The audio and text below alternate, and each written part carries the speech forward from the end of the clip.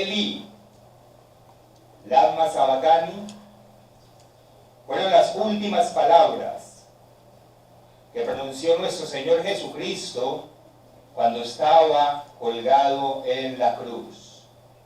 Eli, Eli, lama sabactani, que traducido es: Dios mío, ¿por qué me has desamparado?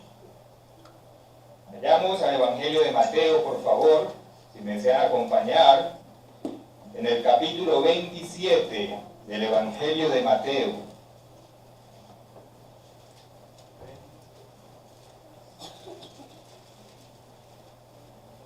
Mateo capítulo 27, y leamos a partir del versículo 46. Mateo 27, 46.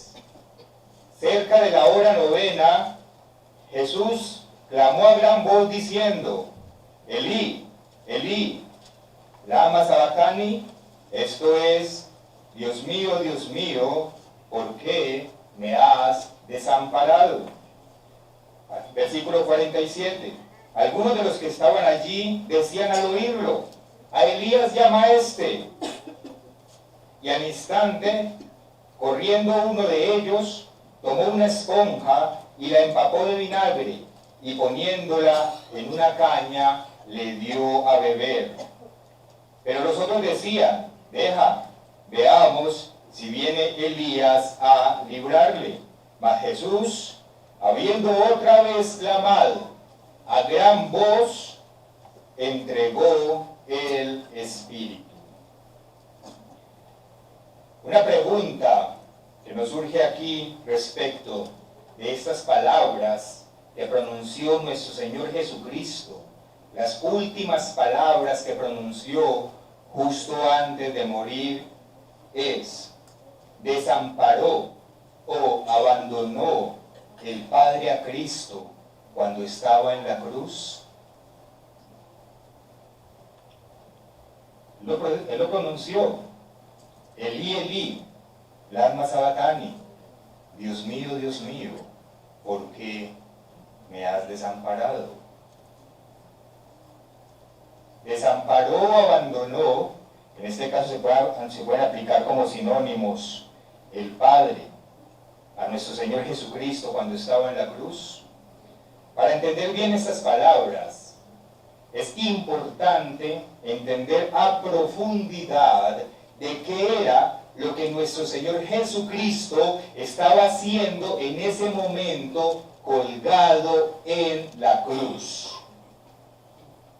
¿Qué estaba haciendo Cristo allí colgado en la cruz, en un madero, padeciendo la muerte de un criminal? Porque esa muerte de cruz, ustedes bien saben, era la muerte que se le daba a los peores criminales. ¿Qué estaba haciendo allí nuestro Señor Jesucristo, que se sintió tan angustiado? Y le pregunta al Padre: ¿por qué me has desamparado? En Romanos, en el capítulo 6, encontramos la respuesta. Romanos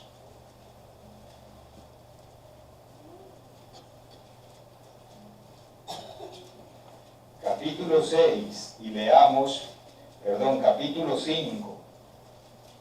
Romanos capítulo 5, y leamos el versículo 6. Dice: porque Cristo, cuando aún éramos débiles, es decir, cuando nosotros éramos débiles, a su tiempo murió por los impíos. A su tiempo murió por los impíos. Cristo estaba en la cruz muriendo por los impíos. O sea, estaba muriendo por cada uno de nosotros. Porque nosotros somos impíos. Porque hemos cometido pecado. Continuamos leyendo en el versículo 7. Romanos 5, 7. Ciertamente, apenas morirá alguno por un justo. Con todo, pudiera ser que alguno osara morir por el bueno, mas Dios muestra su amor para con nosotros, ustedes y yo, en que siendo aún pecadores, Cristo murió por nosotros. En que siendo aún pecadores, Cristo murió por nosotros. Cristo estaba en la cruz dando su vida, dando la paga por los pecados que cada uno de nosotros ha estado cometiendo. Cristo estaba pagando por cada mentira que hemos dicho en la vida. Cristo estaba pagando por cada palabra ofensiva que pronunciamos contra nuestro prójimo. Cristo estaba pagando porque cuando tuvimos momentos de ira no nos controlamos. Cristo estaba pagando por esos pensamientos indebidos que a veces llegan a nuestra mente y que no los cortamos de manera inmediata. Cristo estaba pagando por cada rencor, por cada acusación injusta que hemos cometido, por cada sábado mal guardado, por cada fiesta mal guardada. Estaba pagando cuando venimos aquí, por ejemplo, y no somos preparados, como en el día de hoy para dar la ofrenda, sino que nos acordamos cuando vemos los sobres. Estaba pagando por todos y cada uno de los pecados que hemos cometido, y lo estaba pagando con su vida. ¿Por qué lo estaba pagando con su vida? Porque la paga del pecado es la muerte. Esa es la paga por el pecado. Porque donde hay pecado, es necesario que haya derramamiento de sangre para la remisión o para el perdón de ese pecado. La paga del pecado es la muerte. Ustedes lo saben, pero un capítulo más allá, aquí en Romanos, en el capítulo 6 y en el versículo 23, está escrito. Romanos 6, 23. Porque la paga del pecado es muerte, mas la dádiva de Dios es vida eterna en Cristo Jesús, Señor nuestro.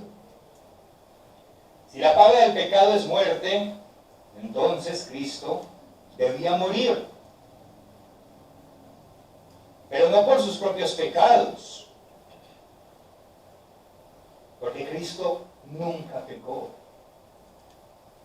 Cristo debía morir, era por nuestros pecados. Él fue sin mancha, intachable. Y por eso mismo es que su sangre es digna de limpiar todos los pecados de la humanidad. Porque Él ha sido y será el único ser humano que jamás pecó, que es completamente inocente de haber violado la ley de Dios. Primera de Pedro.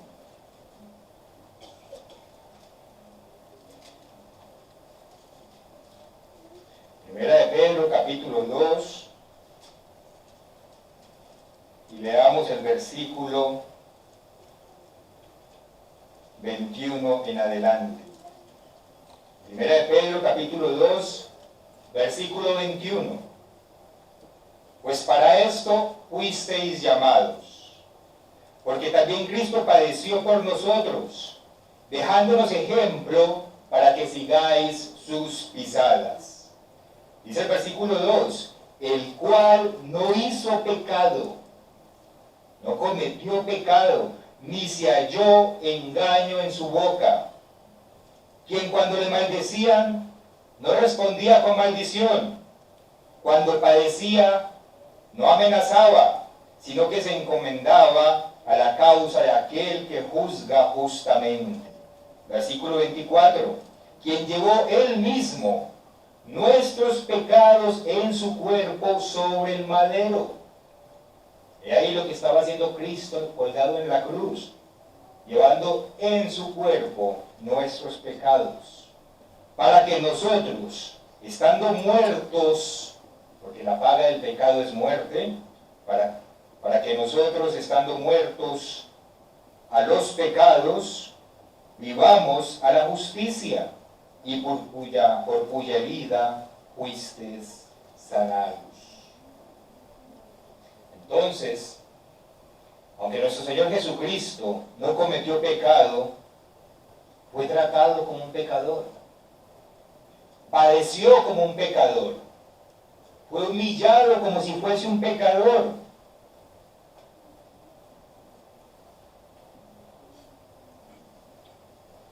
Por causa nuestra.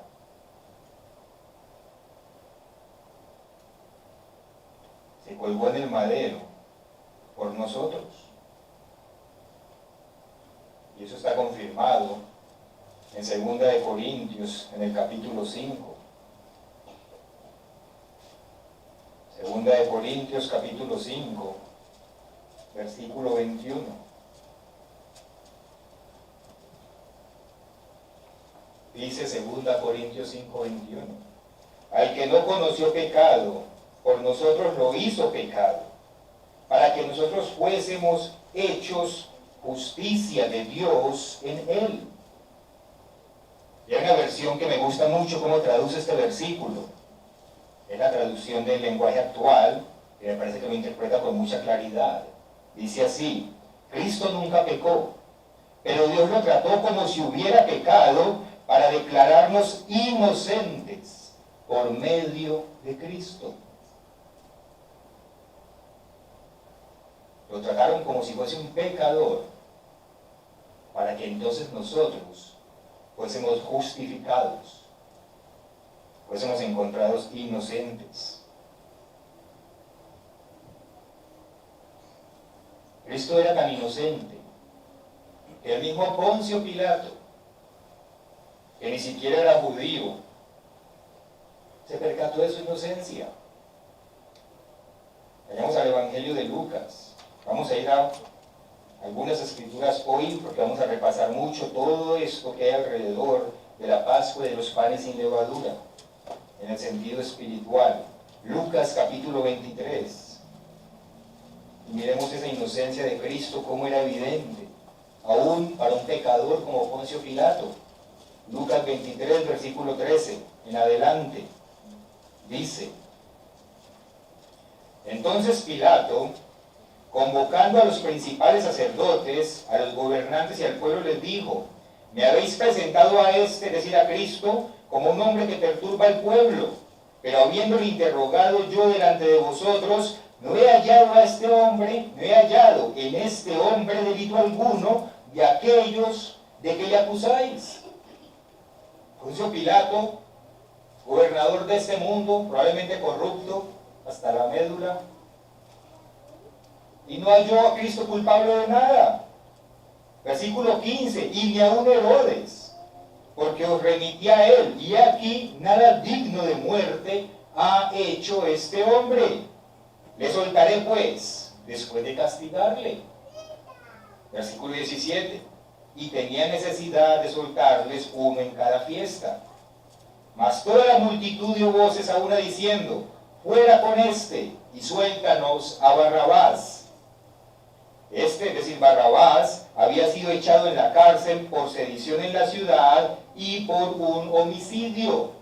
O sea, Barrabás sí era rebelde, y además de eso sí era homicida. Les habló otra vez Pilato, porque ellos decían: no hay culpa en él, y este es un homicida. Les volvió y les decía, queriendo soltar a Jesús. Pero ellos volvieron a dar voces diciendo: crucifícale, crucifícale. Él les dijo por tercera vez: pues qué mal ha hecho este. Ningún delito digno de muerte he hallado en él. Le castigaré, me imagino que por darle alguna cosa, le castigaré, pues, y le soltaré. Mas ellos instaban a grandes voces pidiendo que fuese crucificado. Y las voces de ellos y de los principales sacerdotes prevalecieron.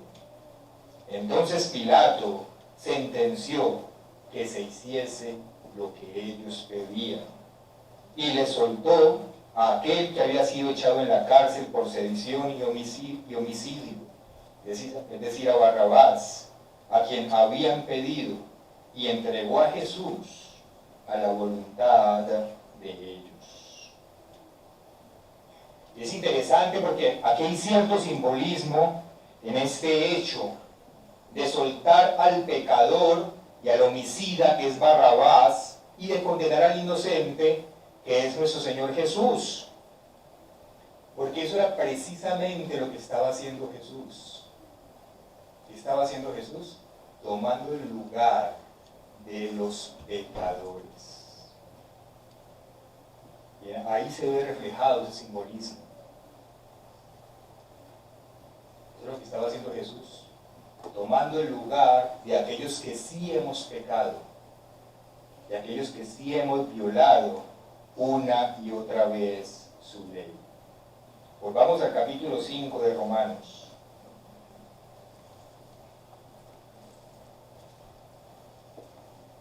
Romanos capítulo 5, versículo 12. Dice: por tanto, como el pecado entró en el mundo por un hombre, es decir, por Adán, y por el pecado la muerte, porque la paga del pecado es la muerte, así la muerte pasó a todos los hombres, por cuanto todos pecaron. Todos nosotros hemos pecado. Todos hemos pecado. Y Cristo, al ofrecerse para pagar la paga del pecado, Él tuvo que pagar el precio completo del pecado. Tuvo que pagar el precio completo por todos nuestros pecados. ¿Y cuál es uno de esos precios? Como paga por el pecado, como consecuencia del pecado, además de la muerte, que ya lo vimos. Porque el pecado trae más consecuencias, además de la muerte, ustedes lo saben. La consecuencia más contundente del pecado es la muerte, pero hay otros precios que pagar como consecuencia del pecado. Y Cristo los tuvo que pagar. Vamos a ver otro más de esos precios. Vayamos al libro de Isaías, en el capítulo 59. Isaías, capítulo 59. Y leamos los versículos 1 y 2. Dice: he aquí, no se ha cortado la mano del Eterno para salvar. Es decir, Dios, el Padre, podría salvar al Hijo. No se ha cortado la mano del Eterno para salvar, ni se ha grabado su oído para oír nuestras súplicas, nuestras necesidades. Pero ¿qué dice el versículo 2? Pero por vuestras iniquidades han hecho división entre vosotros y vuestro Dios. Y vuestros pecados han hecho ocultar de vosotros su rostro para no oír.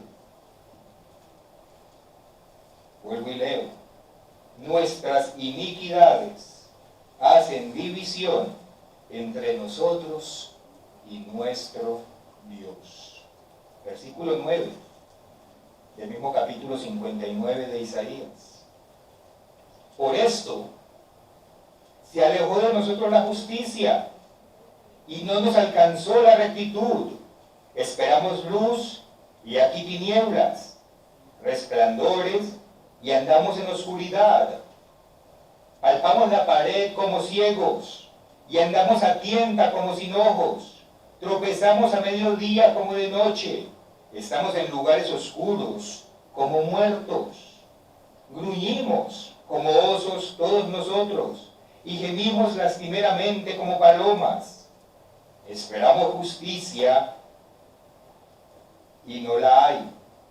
Salvación y se alejó de nosotros. Versículo 12. Porque nuestras rebeliones se han multiplicado delante de ti, y nuestros pecados han atestiguado contra nosotros, porque con nosotros están nuestras iniquidades, y conocemos nuestros pecados. El pecado nos separa de Dios. Esa es otra consecuencia del pecado. El pecado nos aparta de la presencia de Dios, de su protección, de su amparo. De su amparo. Las palabras que usó Cristo. ¿Por qué me has desamparado? Por eso el versículo 2 dice: vuestras iniquidades han hecho división entre vosotros y vuestro Dios. No se puede, es imposible estar en la presencia de Dios mientras se está practicando el pecado. Dios no es compatible con el pecado. Si estamos en pecado, estamos escondidos de la presencia de Él. Lo vamos a ver a continuación. A menos de que nos arrepintamos y cambiemos. Sencillamente, Dios no habita donde está el pecado. Vayamos al Salmo número 5 y veámoslo ahí confirmado. Salmos capítulo 5, versículo 4 y también el 5. Salmos 5, 4 y 5. Porque tú no eres Dios que se complace en la maldad. El malo, es decir, el pecador, no habitará junto a ti. Los insensatos no estarán delante de tus ojos. Aborreces a todos los que hacen iniquidad. Ahí está claramente expresado. Una consecuencia inmediata de cometer pecado es que no podemos habitar junto a Dios. No podemos estar en su presencia. ¿Qué genera eso? Que perdemos su protección, perdemos su consuelo, perdemos su amparo, perdemos su salvación. Porque precisamente vivir practicando el pecado, de hecho, es vivir en maldición. Vivir en pecado es vivir en maldición. Cuando Adán y Eva pecaron, porque recordemos que el pecado entró por un hombre, por Adán. Cuando ellos pecaron, ¿qué hizo Dios con ellos? Los expulsó del jardín del Edén e impidió que regresaran nuevamente. Y a causa de eso, toda la humanidad, toda, quedó sujeta a la maldición del pecado. Vamos al principio, al capítulo 3 del libro del Génesis. Génesis capítulo 3, veamos a partir del versículo 16. Génesis capítulo 3, versículo 16. Después de que ellos desobedecieron y pecaron, Dios les dijo, a la mujer le dijo, multiplicaré en gran manera los dolores en tus preñeces, con dolor darás a luz a los hijos, y tu deseo será para tu marido, y él se enseñoreará de ti. Y al hombre le dijo, por cuando obedeciste a la voz de tu mujer, y comiste del árbol de que te mandé diciendo, no comerás de él, maldita será la tierra por tu causa. Con dolor comerás de ella todos los días de tu vida. Espinos y cardos te producirá, y comerás plantas del campo. Con el sudor de tu rostro comerás el pan hasta que vuelvas a la tierra, porque de ella fuiste tomado, pues polvo eres y al polvo volverás. Ahí está decretada la maldición también de la muerte. Y llamó a Adán el nombre de su mujer Eva, por cuanto ella era madre de todos los vivientes. Versículo 21. Y el eterno Dios hizo al hombre a su mujer túnicas de pieles y los vistió. Y dijo el eterno Dios: y aquí el hombre es como uno de nosotros, sabiendo el bien y el mal. Ahora pues, no alargue su mano, y tome también del árbol de la vida, y coma, y viva para siempre. Y lo sacó el Eterno del huerto del Edén, para que labrase la tierra de que fue tomado. Echó pues fuera al hombre, y puso al oriente del huerto de Edén querubines, y una espada encendida que se revolvía por todos los lados, para guardar el camino del árbol de la vida. Ahí está la maldición que genera el pecado al ser apartados de la presencia de Dios. En el jardín del Edén estaban cuidados, protegidos por Dios, todo lo tenían. Imagínense ustedes lo que es estar en el amparo de Dios. Ni siquiera tenían necesidad de ropa, porque el clima era perfecto, no hacía ni frío ni calor. No tenían que labrar la tierra, ella misma producía por ellos. Eso es estar en el amparo de Dios.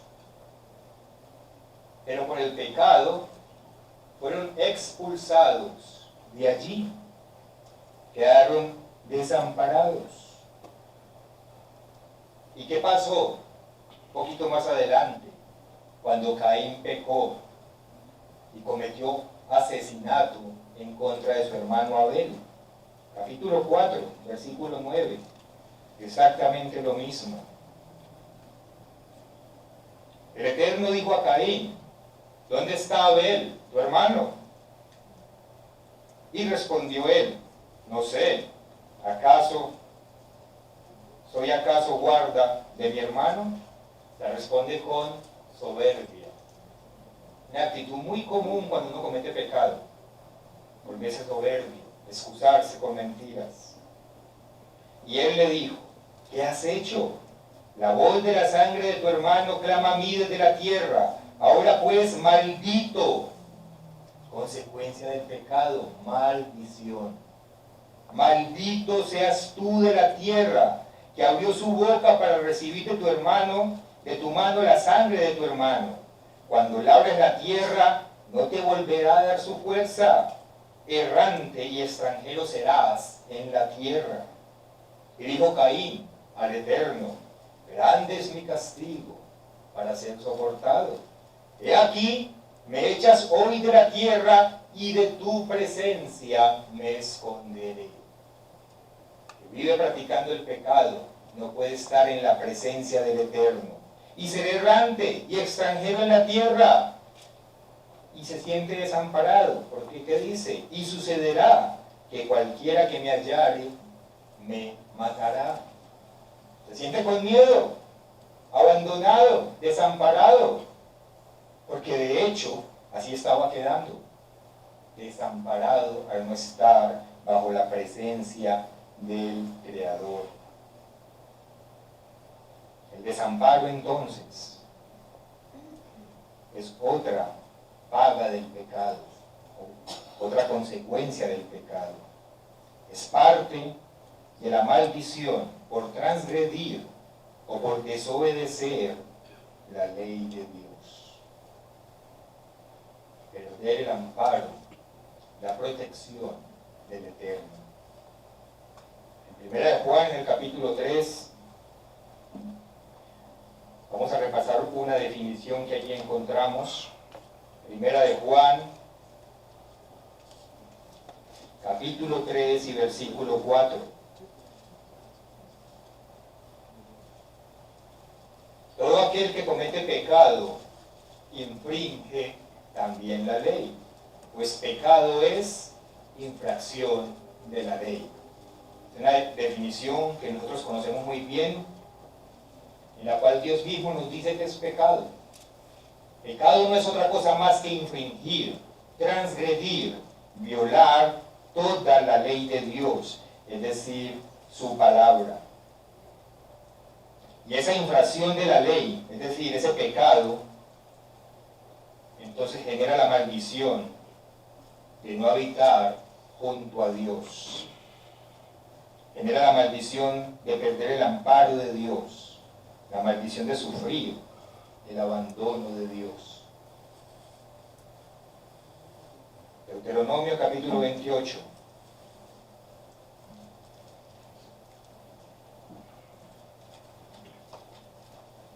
Deuteronomio capítulo 28, versículo 15.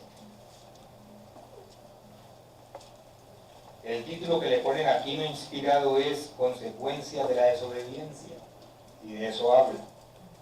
Deuteronomio 28, 15. Pero acontecerá, si no oyeres la voz del Eterno tu Dios, para procurar cumplir todos sus mandamientos y sus estatutos, que yo te intimo hoy, que vendrán sobre ti todas estas maldiciones. La más clara no puede ser la palabra de Dios. Vendrán sobre ti todas estas maldiciones y te alcanzarán. Y luego que empieza a dar detalles de esas maldiciones, es decir, de perder el amparo y la protección de Dios. Maldito serás tú en la ciudad y maldito en el campo. Maldita tu canasta y tu arteza de amasar. Va a haber escasez, va a haber hambre. Maldito el fruto de tu vientre, el fruto de tu tierra, la cría de tus vacas y los rebaños de tus ovejas.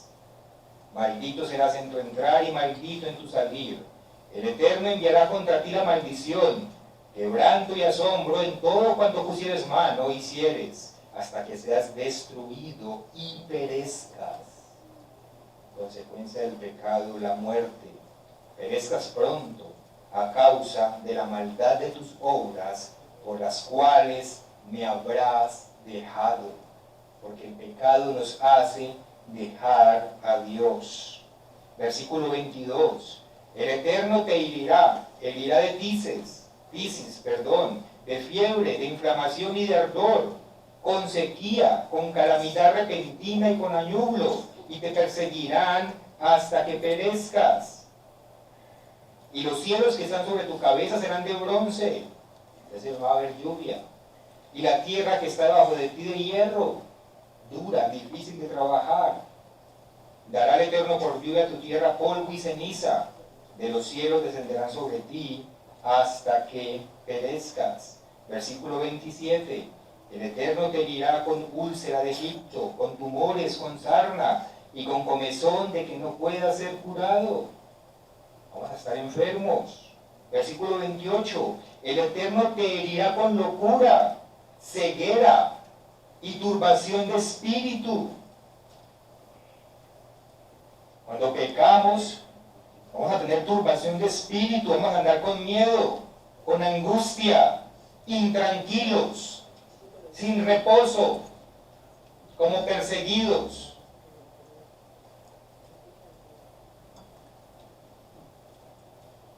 Con ausencia de gozo dentro de nuestros corazones, hasta que la muerte nos alcance. Todo eso significa perder el amparo de Dios como consecuencia del pecado. Y ustedes pueden leer, continuar leyendo todo el capítulo 28 de Deuteronomio, para que tengan aún más detalles.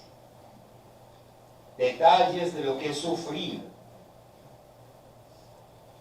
o de lo que significa perder el amparo de Dios como consecuencia del pecado. Detalle de cómo se sintió Cristo cuando estuvo en la cruz, sufriendo una muerte de maldición por causa nuestra, pagando la pena completa por nuestros pecados. Imagínense, hermanos, ese ser que nunca pecó, cargar con esto. Gálatas capítulo 3.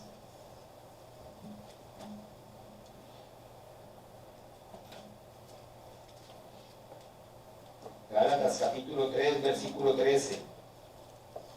Cristo nos redimió de la maldición de la ley. A eso se está refiriendo lo que estamos hablando. No que la ley sea maldición. No se deben confundir. Como algunos de la misma palabra de Dios dice, no entienden a Pablo y tergiversan lo que él dice. Cristo nos redimió de la maldición de la ley, hecho por nosotros maldición, por nosotros. Cristo fue hecho maldición, porque escrito está, maldito todo el que es colgado en un madero. Cristo, siendo inocente, tuvo que sufrir una muerte como una persona maldecida por nosotros. Y eso es lo que hay que dimensionar en esta temporada de Pascua y de panes sin levadura. La magnitud de la humillación que tuvo que soportar Cristo, perfectamente santo, humilde, puro, limpio, incorruptible, digno, y fue tratado como un pecador, con su honor mancillado, sin que en él hubiera culpa, porque en nosotros sí la hay. Cuando Cristo estaba en la cruz y exclamó, Elí, Elí, lama sabactani, él estaba citando el Salmo 22. Vayamos allá. Salmos capítulo 22. Y leamos el versículo 1. Salmos 22, 1. Las mismas palabras de Cristo. Dios mío, ¿por qué me has desamparado? Eran las palabras que Cristo estaba citando. Cristo se sintió abandonado y maldecido como si fuese un pecador, porque eso era parte del precio que él tenía que pagar por nosotros. Por eso se sintió así, en ese preciso instante. Versículo 2. Dios mío, clamo de día y no respondes. Lo que le pasa al pecador, que no puede estar en la presencia de Dios. Y de noche, y no hay para mí reposo. Acabamos de leer que para el pecador lo que hay es turbación de espíritu. Lo leímos en Deuteronomio, angustia, congoja. Versículo 6. Mas yo soy gusano y no hombre, oprobio de los hombres y despreciado del pueblo. Como despreciaron a Cristo los judíos y los sacerdotes. Todos los que me ven me escarnecen, estiran la boca, menean la cabeza diciendo, ¿qué dicen? ¿Se encomendó al Eterno? Líbrele él, sálvele, puesto que en él se complacía. Exactamente las mismas palabras que le dijeron a Cristo cuando estaba en la cruz, cuando iba camino a ser crucificado. Lo vamos a leer para que veamos que son las mismas palabras. Mateo capítulo 27. Mateo capítulo 27, versículo 41. De esta manera, también los principales sacerdotes, escarneciéndole con los escribas y los fariseos y los ancianos decían, a otro salvó, salve, a sí mismo no se puede salvar. Si es el rey de Israel, descienda de la cruz y creeremos en él. Luego dice el versículo 43, confío en Dios, líbrele ahora si le quiere, pues ha dicho, soy hijo de Dios. ¿Y qué leemos aquí en el Salmo 22? En el versículo 8, se encomendó al Eterno, líbrele él, sálvele, puesto que en él se complacía. ¿Ven? ¿Cómo es de profético ese salmo? Describiendo exactamente lo que sucedía en la muerte de Cristo. Y vemos como la Biblia es una sola. y cómo está perfectamente armonizada.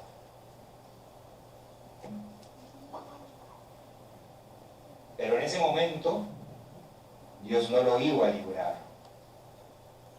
Dios no iba a librar a Cristo de este padecimiento de morir en la cruz. ¿Por qué? Porque Cristo tenía que pagar el precio completo del pecado. Tenía que pagar la pena completa del pecado, la consecuencia de nuestros errores. Fue un desamparo temporal, fue momentáneo. Mientras Dios cumplía ese propósito, mientras Cristo mejor cumplía ese propósito de reconciliarnos con el Padre. Fueron unos instantes, pero era necesario que Cristo padeciera esos instantes de esa manera, para que se pudiera pagar la pena completa del pecado, y a consecuencia de eso se efectuara la reconciliación entre nosotros y el Padre. Por supuesto que el Padre ama al Hijo profundamente y en un amor perfecto. Y por supuesto que el Padre jamás lo olvidó ni lo desechó. Solamente le apartó su protección y su amparo por un momento, para que su plan de amor con la humanidad pudiera seguir su curso. Era necesario para que ese plan siguiera avanzando. Por eso es que el plan de Dios es un plan de amor para con la humanidad, para con nosotros. Porque tanto el Padre como el Hijo hicieron un sacrificio de proporciones astronómicas, con tal de que todos nuestros pecados fueran perdonados y de que fuese posible una reconciliación entre nosotros y el Padre. Vayamos a Romanos en el capítulo 8.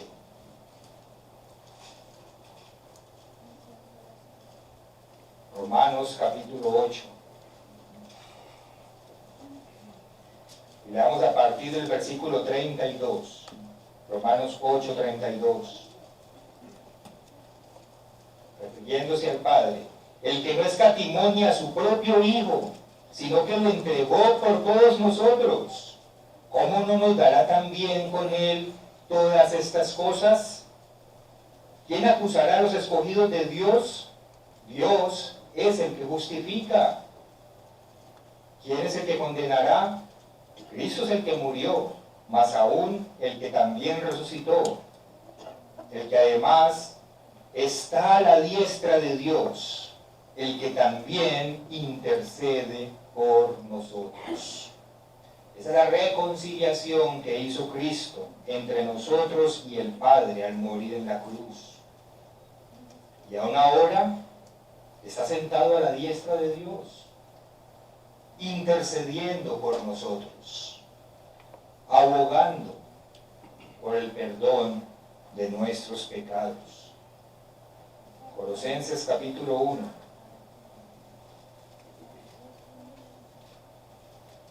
Colosenses capítulo 1, versículo 20. Colosenses 1:20. Y por medio de Él, es decir, de Cristo, reconciliar consigo todas las cosas, así las que están en la tierra como las que están en los cielos, haciendo la paz mediante la sangre de su cruz. Y a vosotros también, es decir, a nosotros, que erais en otro tiempo extraños y enemigos en vuestra mente, haciendo malas obras, os ha reconciliado. Esa muerte nos reconcilió. Versículo 22. En su cuerpo de carne, por medio de la muerte, para presentarnos santos y sin mancha e irreprensibles delante de Él. Santos y sin mancha como lo era Cristo. Irreprensible delante del Padre como lo era Cristo. Fue lo que ocurrió con la muerte de nuestro Señor Jesús en la cruz. Entonces la muerte de Cristo nos quitó la mancha. la maldición del pecado que nos alejaba de la presencia de Dios. En consecuencia, ahora podemos habitar ante los ojos de Dios. ¿Correcto? Estamos ya habitando en la presencia de Dios a partir del sacrificio que Él hizo.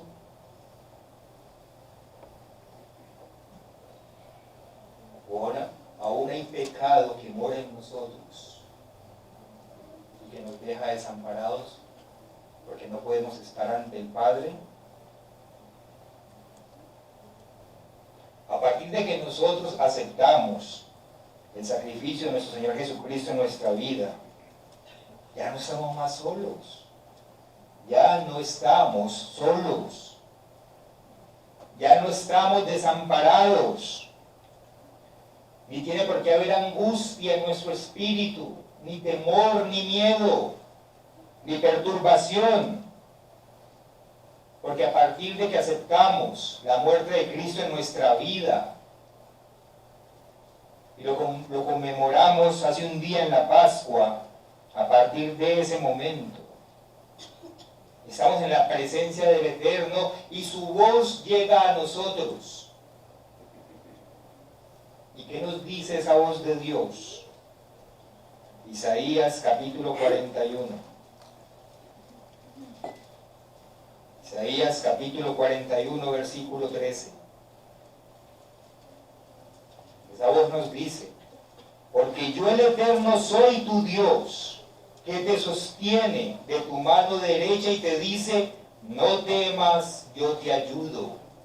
Es decir, nos dice, estás bajo mi amparo,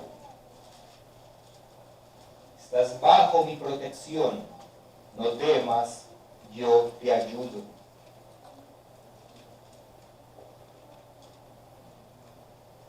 Cuando habitamos en la presencia de Dios, porque el pecado ya no mora en nosotros, porque no practicamos más el pecado, la mano de Dios siempre está ahí para ampararnos y para socorrernos, porque ya hemos sido reconciliados con el Padre. Ya no hay división entre Él y nosotros. Ustedes bien saben que en el antiguo pacto un cordero era utilizado como el símbolo de Cristo para que se pudiera dar esa reconciliación entre el pueblo y Dios. En Números, en el capítulo 15, vemos un ejemplo de ello. Hay muchos ejemplos, pero vamos a este, Números capítulo 15, y leamos a partir del versículo 22.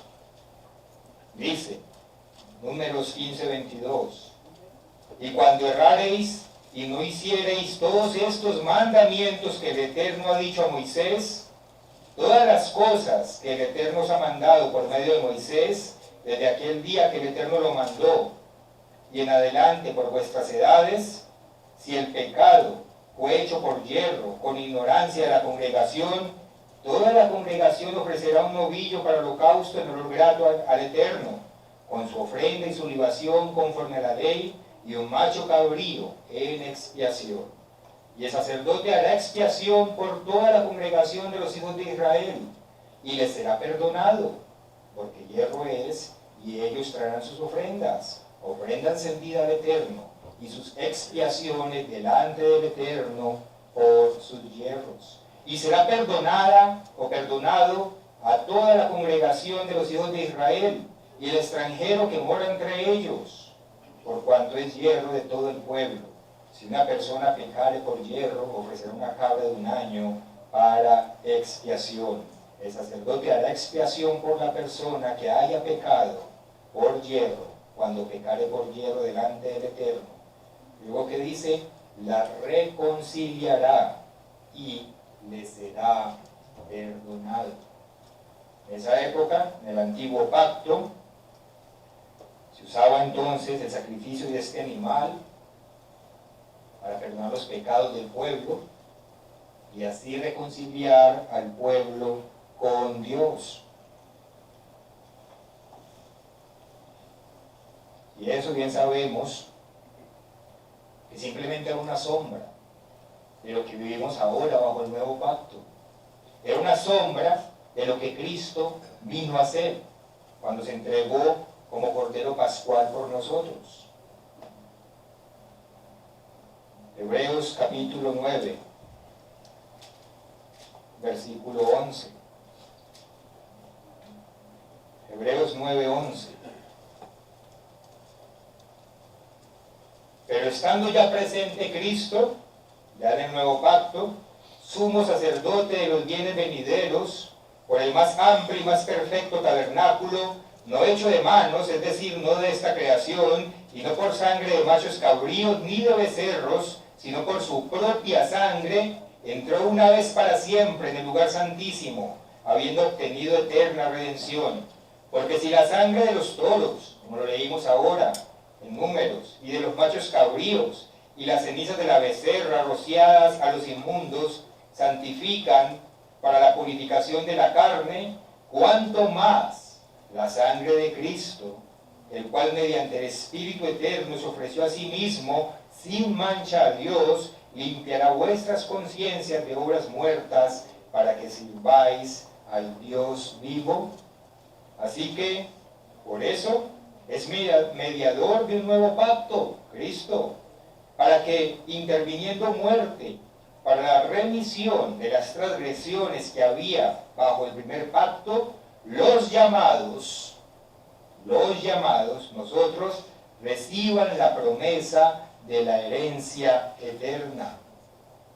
Porque donde hay testamento, es necesario que intervenga muerte del testador, porque el testamento con la muerte se confirma, pues no es válido entre tanto que el testador vive.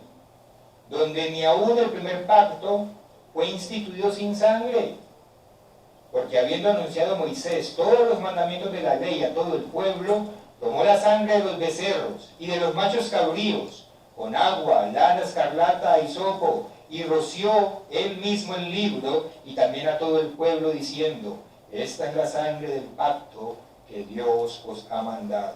Y además de esto, roció también con la sangre del tabernáculo y todos los vasos del ministerio. Y casi todo es purificado según la ley con sangre, y sin derramamiento de sangre no se hace remisión. Fue pues necesario que las figuras de todas las cosas celestiales fuesen purificadas así, pero las cosas celestiales mismas con mejores sacrificios que estos, porque no entró Cristo en el santuario hecho de mano, figura del verdadero, sino en el cielo mismo, para presentarse ahora por nosotros ante Dios, y no para ofrecerse muchas veces, como entra el sumo sacerdote en el lugar santísimo cada año, con sangre ajena. De otra manera le hubiera sido necesario padecer muchas veces, desde el principio del mundo, pero ahora, en la consumación de los siglos, se presentó una vez, para siempre, por el sacrificio de sí mismo, para quitar de en medio el pecado. O sea, aquí Pablo nos hace un paralelo perfecto entre lo que era el sacrificio de los animales en el antiguo pacto, que era una sombra, un símbolo del sacrificio que iba a tener Cristo en el nuevo pacto, y de la manera que está establecido para los hombres que mueran solo una vez, y después de esto el juicio, así también fue ofrecido una sola vez para llevar los pecados de muchos. Es decir, Cristo no va a morir más de una vez por nosotros, ya fue ofrecido y solamente una vez para llevar nuestros pecados, y aparecerá por segunda vez, sin relación con el pecado, para salvar a los que le esperan. Entonces, dice aquí al final del versículo 15, dice: los llamados reciban la promesa de la herencia eterna. Y dice el versículo 28 al final: para salvar a los que le esperan. Como Cristo es el Cordero Pascual, dio su vida para salvarnos a nosotros de la muerte eterna. Primero a los llamados, es decir, a los primogénitos, a los primeros frutos, a las primicias. Y ustedes bien saben que por eso fue que en la noche de la primera Pascua en Egipto, La muerte le llegó solamente a los primogénitos de los animales y de los hijos humanos de los egipcios, pero quedaron vivos los primogénitos de los israelitas. Es decir, no es que murieron todos los egipcios, nada más murieron los primogénitos. ¿Para qué? Para simbolizar que de momento Dios está salvando a los llamados, a los primogénitos.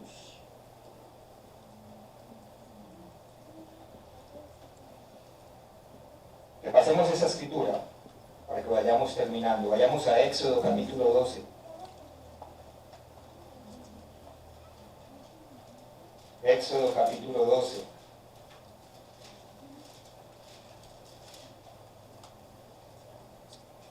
Versículo 3. Hablando de la Pascua. Dice: hablad a toda la congregación de Israel diciendo: en el 10 de este mes tómese cada uno un cordero según la familia de los padres, un cordero por familia. Versículo 5. El animal será sin defecto. ¿Por qué sin defecto? Porque representa a Cristo que nunca pecó. El animal será sin defecto, macho de 1 año. Lo tomaréis de las ovejas o de las cabras, y lo guardaréis hasta el día 14 de este mes, y lo inmolará toda la congregación del pueblo de Israel entre las 2 tardes. Y tomarán la sangre y la pondrán en los 2 postes y en el dintel de las casas en que lo han de comer. Y aquella noche comerán la carne asada al fuego, y panes sin levadura, con hierbas amargas lo comerán. Ninguna cosa comeréis de él cruda, ni cocida en agua, sino asada al fuego, su cabeza con sus pies y sus entrañas. Ninguna cosa dejaréis hasta la mañana, y lo que quedare hasta la mañana lo quemaréis al fuego. Y lo comeréis así, ceñidos vuestros lomos, vuestro calzado en vuestros pies, y vuestro bordón en vuestra mano, y lo comeréis apresuradamente. Es la Pascua del Eterno.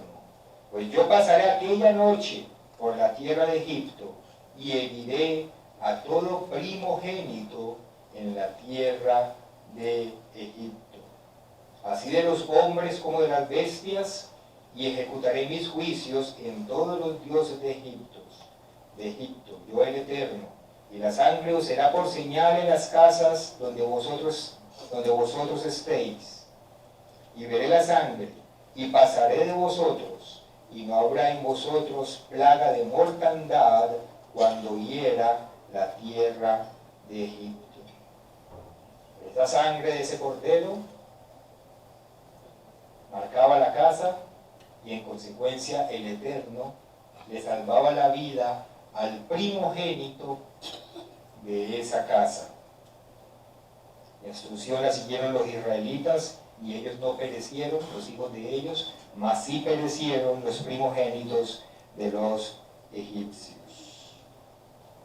Y hoy nosotros, ¿quiénes somos?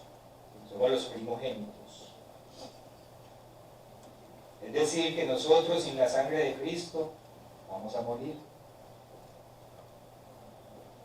Necesitamos que esa marca también esté en nosotros, esa marca del Cordero, para salvarnos así de la muerte. Vayamos a Santiago capítulo 1.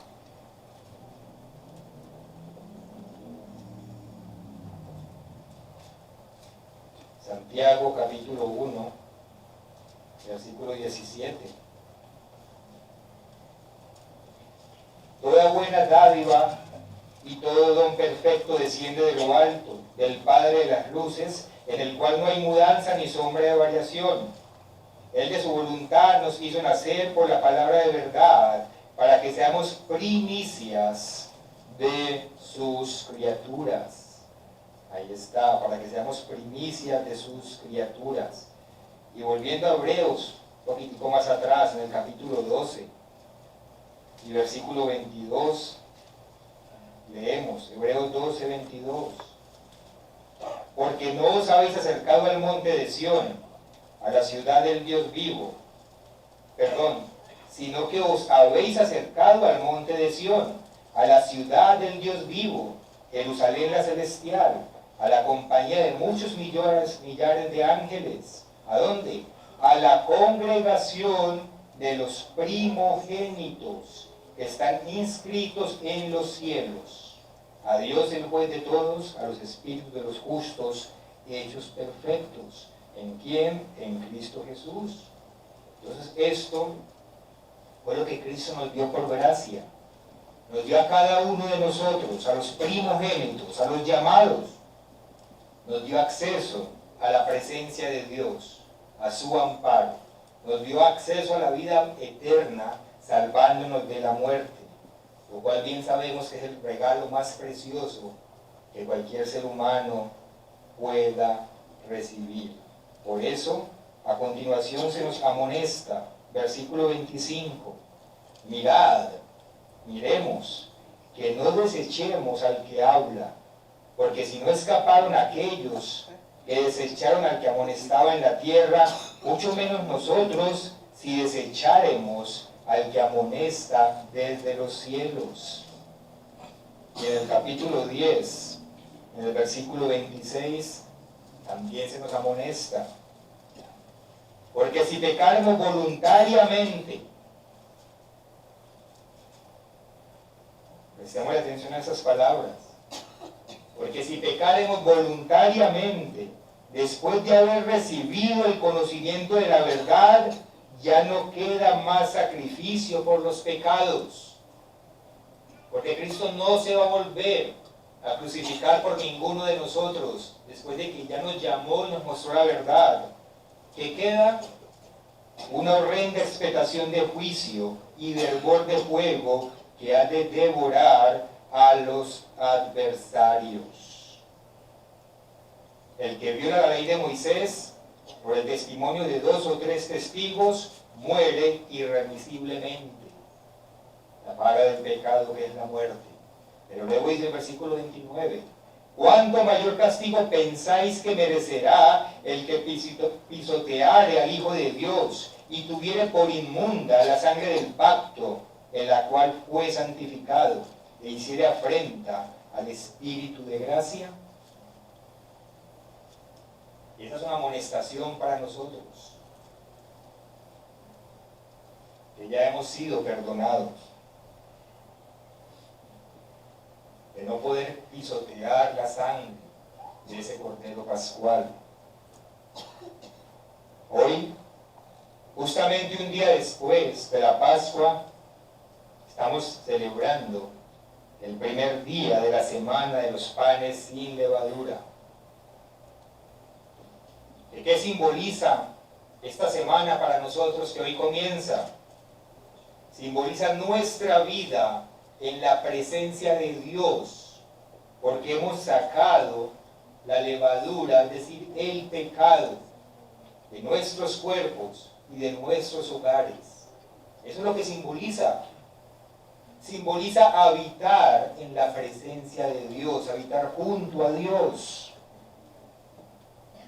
Porque ya estamos viviendo en obediencia, sin practicar el pecado. Esta fiesta de panes sin levadura simboliza mucho más allá que solamente sacar el pecado de nuestras vidas. Simboliza que nos tomamos en serio el pacto que hicimos con Dios. Simboliza que nos esforzamos por honrar la sangre de Cristo y no pisotearla. Simboliza que amamos a Cristo, porque nos esforzamos por obedecerle. Y más allá de todo eso, simboliza que estamos bajo el amparo del Creador, que estamos bajo su protección. Si es que en verdad, después de que hemos aceptado el sacrificio de Cristo, nos estamos absteniendo de practicar el pecado.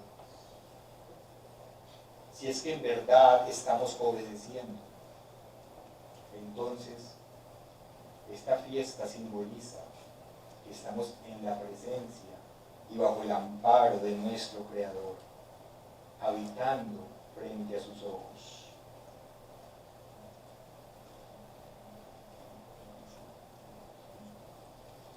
Quiero que leamos el Salmo 91,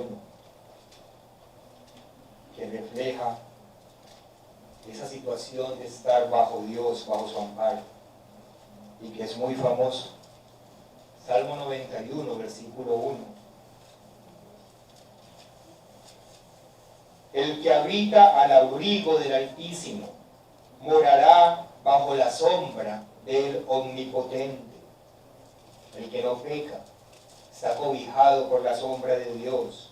Diré yo al Eterno, esperanza mía y castillo mío, mi Dios en quien confiaré. Él te librará del lazo del cazador, de la peste destructora, con sus plumas te cubrirá, y debajo de sus alas estarás seguro. Escudo y adarga es su verdad. Es una bendición. Es todo lo contrario a la maldición del pecado. No temerás el terror nocturno, ni saeta que vuele de día, ni pestilencia que ande en oscuridad, ni mortandad que en medio del día destruya. No vamos a temer a las enfermedades, porque Dios está ahí para sanarnos.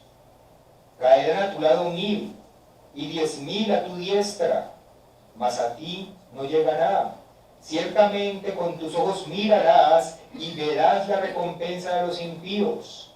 ¿Por qué? Porque has puesto al Eterno, que es mi esperanza, al Altísimo por tu habitación.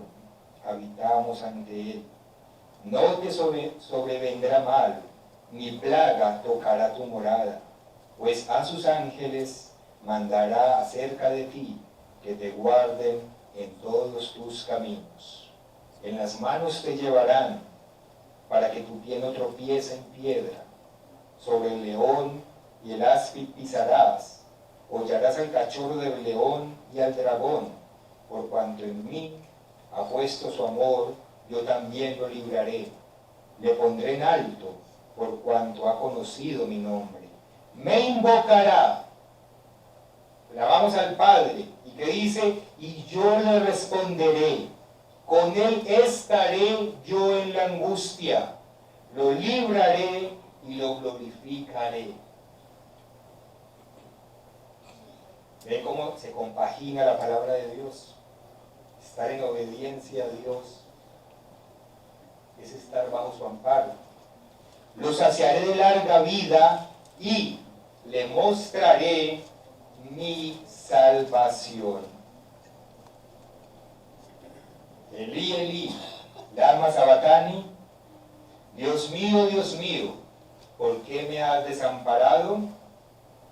Si el Padre le hubiese respondido a Cristo en ese momento, tal vez le diría, porque eso es parte del precio que debes pagar para el perdón de tus discípulos, es decir, de nosotros.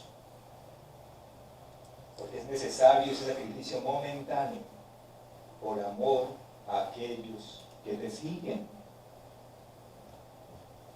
¿Para qué? Para que cuando ellos, es decir, nosotros busquemos al Padre, lo podamos hallar.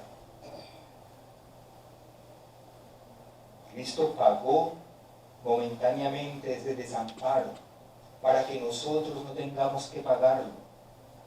Para que nosotros no digamos, Dios mío, ¿dónde estás? Él está ahí, porque Cristo quitó esa división, Él la pagó.